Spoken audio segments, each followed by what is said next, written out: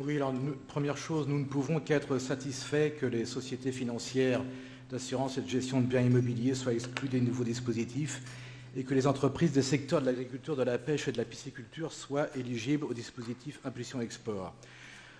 Pour le reste, vous venez de nous dire qu'il y avait une part d'éco-conditionnalité dans certains de ces dispositifs, mais sauf erreur de ma part, je ne l'ai pas vu écrit en toutes lettres dans aucun des règlements. Donc nous pensons qu'il serait bien que ce soit marqué dans les règlements et pas seulement que vous nous le disiez au moment de voter cette révision. Il n'est pas fait non plus mention écrite dans les règlements rénovés de mise en place de structures d'évaluation et de contrôle. Vous nous dites qu'on demande là quelque chose qui n'existait pas dans les anciennes ex-régions. Il me semble que dans l'ex-région Basse-Normandie, au moins, il y avait un dispositif de contrôle. Je ne me souviens plus comment il s'appelait parce que je n'étais ni élu le CIDRE, voilà, donc ça existait. Et le fait de toute manière que ça n'aurait pas existé n'empêche pas aujourd'hui d'aller plus loin et de faire encore mieux. Bon, en juin 2016, on avait déjà posé ce problème. Il nous avait été répondu à l'époque qu'il n'y aurait plus de contractualisation afin d'alléger et raccourcir les délais d'octroi des aides et que les modalités de ces contrôles, il y en aurait quand même, mais qui seraient abordées lors de l'élaboration de SRD-E2I. Outre le fait qu'il ne me semble pas avoir vu passer des modalités de contrôle lorsque nous avons débattu de SRD-E2I, sauf si ma mémoire me joue des tours, il nous semble également qu'il n'est pas interdit à une région d'avoir son propre fonctionnement en ce qui concerne les contreparties accordées aux aides. Fonctionnement qui pourra aller plus loin que le simple article 6 du RGEC qui évoque le caractère incitatif de l'aide, sans qu'il soit d'ailleurs précisé de quelle incitation il s'agit. Une Normandie conquérante se doit d'aller plus loin que ces simples recommandations lapidaires. Donc c'est pourquoi nous plaidons pour deux choses qui sont dans l'amendement que vous avez sur votre bureau.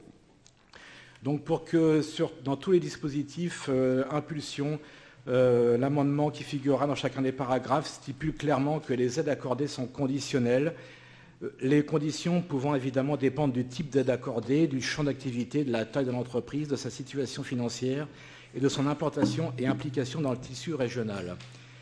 Et nous plaidons aussi pour la création d'un comité de suivi des aides publiques aux entreprises, ce comité dans lequel les élus et les organisations de salariés auront toute leur place aux côtés de représentants patronaux, décidera du type de contrepartie demandée en concertation avec l'entreprise concernée et il proposera des modalités d'évaluation et de contrôle et sera chargé de la mettre en œuvre.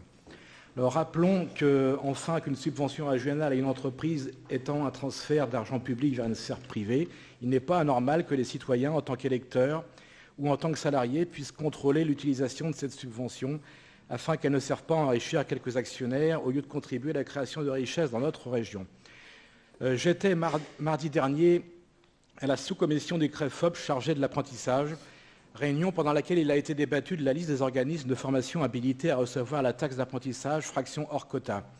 Et la représentante du MEDEF a trouvé bizarre que des formations généralistes de structures publiques comme des universités soient sur cette liste, au motif qu'il s'agissait d'argent privé qui ne devrait donc pas financer des établissements publics.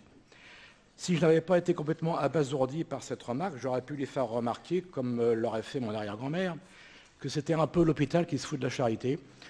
Mais elle a continué en disant que dans ce cas, il lui semblait naturel que les organismes destinataires rendent des comptes sur l'argent touché, reconnaissant par ailleurs, et le rectorat avec elle, que Normandie Université était transparente dans ce domaine. C'est entièrement normal, dans ce cas, que des structures publiques rendent des comptes. Si vous voulez bien conclure, j'ai rien à dire là-dessus, mais il est également normal que nous attendions la même chose dans l'autre sens. Merci. Voilà.